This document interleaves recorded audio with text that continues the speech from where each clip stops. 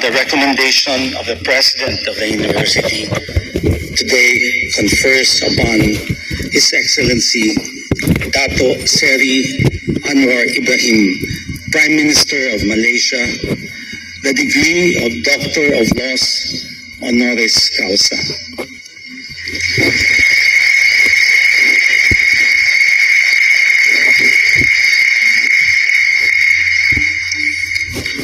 The University of the Philippines, in testimony of this conferment of the highest rank and honor within its gift, hereby presents these vestments of distinction.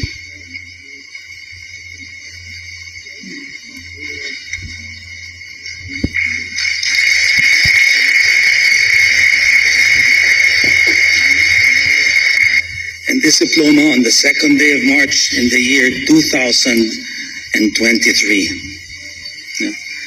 Signed, Angelo A. Jimenez, President.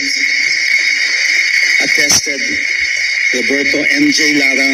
Excellency, Prime Minister Dr. Dato Seri Anwar Ibrahim, to deliver a lecture titled Assalamu alaikum and a very good afternoon. It was a honor and pleasure and thanks to Honorable Angelo Jimenez, President of the University of the Philippines. Honorable Mark Ogo, representative of the University Board of Regents, Honorable Joy Belmonte, Mayor of Quezon City, Mr. Fidel Namenzo, Chancellor of UP Diliman, Mr. and students. I'm greatly honored by the presence of such august gathering of intellectual luminaries, dignitaries, and eminent leaders. I feel doubly privileged and at the same time deeply humbled by the conferment of this honorary doctorate, honoris causa, by the University of the Philippines, undoubtedly an institution of high learning of great glory and magnificence.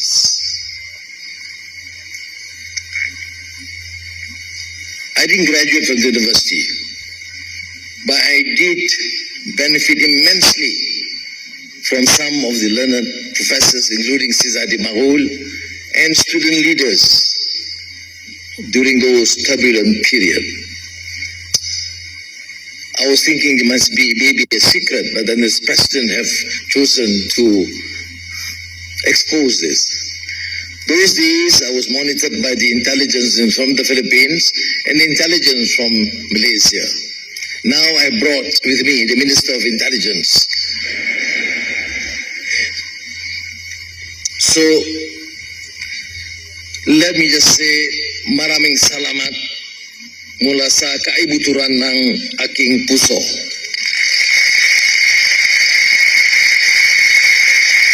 Excellencies, ladies and gentlemen, in 1993, ASEAN was the cusp of major expansion, which would eventually bring in all the then independent nations in Southeast Asia. Vietnam joined in 1995, followed by Laos and Myanmar 2 years later. Cambodia followed suit in 1999.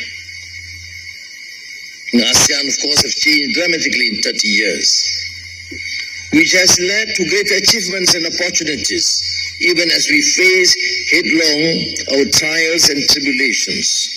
We have gone from a monolithic global order to bipolar or world order, and the challenges remain. Certain things remain. As some would venture to say, plus change, plus element shows. The more things change, the more things they stay the same. That might be putting it rather cynically, but let's do a quick reality check. Global cooperation remains essential. Ancient as well as conventional trade routes must be maintained for the stability and peace of the world, and that rests on ASEAN just as much as it does China, the United States, or Europe. For Asia in general, and particularly for ASEAN, our identities remain the same, diverse and multicultural, yet united in the dignity of the nations we have carved out for ourselves in our colonial struggles and our adjustments to a globalized world. Conceptually, this was articulated by the greatest Malayans, Dr. Jose Rizal, in the Philippines as a century hence, that this nation has gone from a scattered collection of islands, languages, cultures, and peoples, but now is united as a Philippine nation. Dr. Rizal warned us against the sliding into the comfort zone of routine, which he said, declivity down which many governments slide.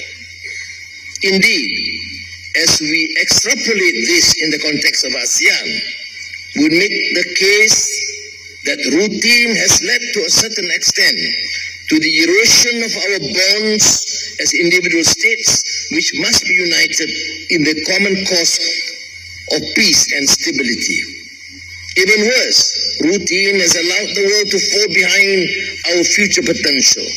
Routine tells us to be divided in opinion and to hate one another, fueled by the convenience of and routine of social media, fake news, misplaced nationalism, and certainly Islamophobia.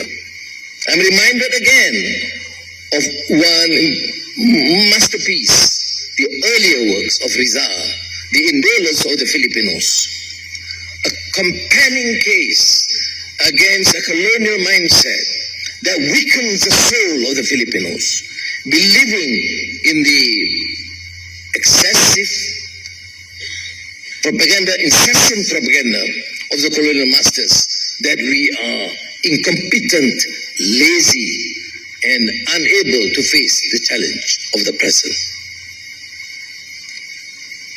My students have been asked to read The Indolence of the Filipinos, and it remains relevant today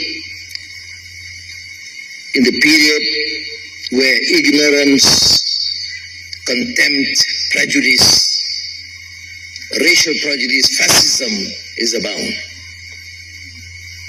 Today, ASEAN is a larger and more integrated association. We are now a community with three distinct pillars: political security, economic, and socio-political.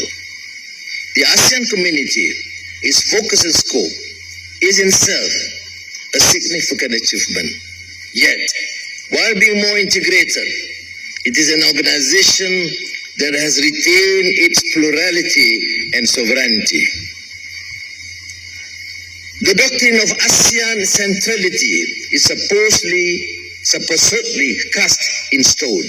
Yet some, both inside and outside ASEAN, have questioned the effectiveness and efficiency of the regional organization and this mantra of centrality. Criticisms particularly focus on two of its principles: decision-making by consensus and non-interference. These critics often miss a central point. ASEAN would not have grown or evolved without these key boundaries being in place. And lest we forget, we are now heading into a larger grouping with the impending admission of Timor-Leste as the 11th member. When I wrote the Asian Renaissance in 1996, the East Asian region had undergone a period of transformative economic growth. The region's average annual GDP growth for these 3 decades to 1996 was approximately 6.5%. This was also a period when the World Bank published phenomenal work, this East Asian Economic Miracle. The problem remains that many of the leaders, including finance ministers, were lulled into complacency, ignoring the fact that there was abject poverty, There is gross inequality from the very rich and the poor, and rampant corruption and moral decadence in our societies. I was finance minister, but I took that position whilst acknowledging the great strides we have achieved in ASEAN and particularly East Asia. We have to grapple with the fundamental issues of abject poverty, of gross inequality, and endemic corruption in our midst. These were heydays indeed. As I said, on the positive side, he gave us a renewed sense of confidence. But leaders tend to be heaped with praise, lulled into complacency, and believe that everything was right. Today, decision-making by consensus continues to be a central tenet of ASEAN.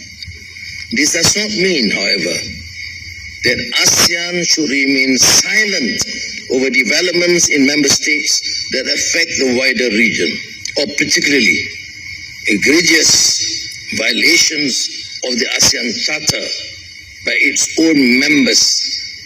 In all honesty, I believe that non-interference is not a license for indifference. Indeed, Wittgenstein, regarded by many as the greatest philosopher of the 20th century, as far as the West is concerned, reminds us that whereof one cannot speak, thereof one must be silent.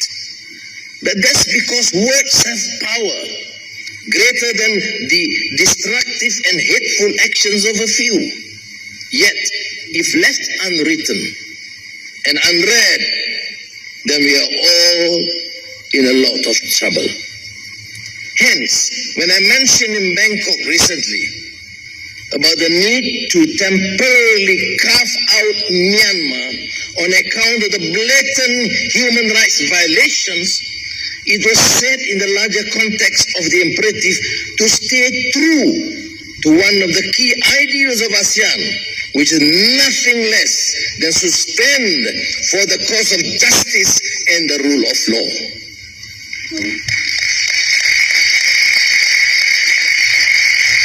This makes the Malaysian Foreign Ministry extremely nervous. Maya said, we have to move on, find new strategies in dealing with this question. And this happens to be one of the major issues in my discussions with President Bomo Marcos last night. We have to deal with this issue, and we must build a new consensus to effectively deal with the outrageous violations of human rights, blatant disregard for the rule of law in Myanmar. Again, it bears repeating these immortal lines from Dr. Jose Rizal, whom I must reiterate remains truly an Asian Renaissance man.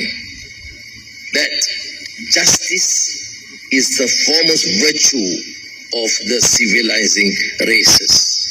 It subdues the barbarous nations, while injustice arouses the weakest. In the pursuit of justice, let us therefore celebrate our differences and praise our national unities. Let us look beyond our divergence and amplify our commonalities so that we can stand as cooperative partners working towards the betterment of all our people in a just and peaceful world. Hence, cooperation and collaboration across the board in all crucial matters that bind us as a solid, multilateral, multicultural, and diverse regional grouping must be the way forward for ASEAN. Excellencies, ladies and gentlemen, back in 1996, here in the Philippines, I spoke of the Christian poet Dante Alighieri in Divina Commedia, in his Divine Comedy. He skillfully wove the political convulsions of the Italy of his time into a universal and timeless drama of the human predicament. Now, even after 7 centuries, the question is, are we still entrapped in selva obscura, our own hand and savage dark wood of prejudice, confusion, and uncertainty? Or have we freed ourselves from the stranglehold of captive geopolitics, media-influenced mindsets, and zero-sum approaches on questions of national sovereignty? Till today, I still ask myself more questions during my solitary confinement days. Nothing to do but ask questions to yourself. In the continuum of Machiavellian machinations to Metternician maneuvers, where do we stand? In focusing the minutiae, are we not at a risk of missing the forest for the trees? And what exactly is this forest? This big picture that continues to elude our vision. I humbly submit that was articulated nearly 30 years ago in Asian Renaissance remains valid, in that we are still groping in the dark in search of the guiding ideas of civilization. Progress demands democratic accountability. Development means economic fundamentals, but also cultural empowerment, based on the sense of justice and compassion, which is horribly lacking in the world today. It's all about policies, about ideologies, but lacking in humanity and compassion. Indeed, while it has been said that the articulation of moral and political ideas, social cultural values, and institution of the family and faith is no longer the exclusive domain of the modern West, the fact is that this is not borne out by reality. The stranglehold of the international media, dominated by the rich and the powerful, is setting the narrative, remains as tenacious as the proverbial lobster. Hence, in this exalted university and its rare-filled air of academic and intellectual excellence, I urge for the resurgence of a robust and spirited cultural, social, and political discourse of our time, without the need to be blindsided by the irrational exuberance of anti-enlightenment or indeed unwarranted jingoistic rhetoric. And precisely for this reason that I alluded to earlier, the classic case in this article or the piece by Jose Rizal, The Indolence of the Filipinos, debunking Western stereotype against the willpower, the spirit, the indigenous spirit of the Filipino nation, which I extend to the Malay archipelago. To my mind, before us remains a challenge so formidable that it transcends even the quest of a new world order. I say remains because it isn't one that has sprung up overnight, but one that has latched onto us like a leech which simply refuses to go or to let go. And this challenge is nothing short of the reconstruction of civilization itself.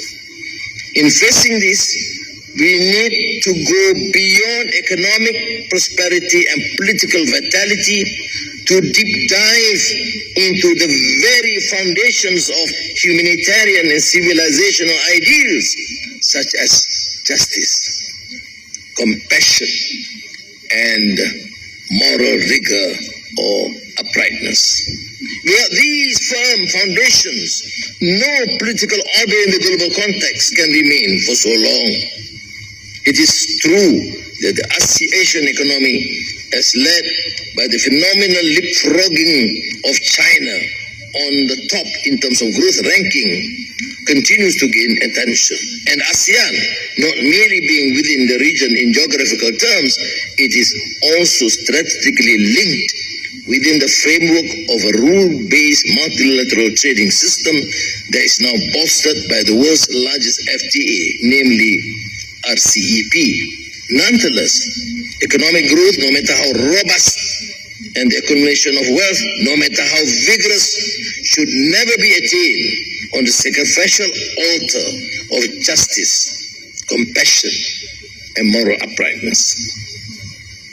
I believe that it is only when faith and religious practice, as underscored with justice and compassion, find its convergence with economic prosperity, will society stay on the path of real and meaningful progress. Bereft of this, as Shakespeare alluded to, voyage of our life will be bound in shallows and in miseries. This is not an academic issue. We have seen this before, and we are seeing it still. For instance, today we continue to see men being exploited by their fellow men. The exploitation, the l'homme par l'homme. In the political and economic spheres, an exploitation which has spread to the rape of the environment, impacting the physical world we live in. In light of this, talk of strategic pathways for ASEAN going forward will ring hollow in the agenda if the agenda for social justice remains only on the back burner, or if concerns on climate change and greenhouse gas emissions are only given lip service. These matters cannot wait. Housing, education, health must be of paramount concern.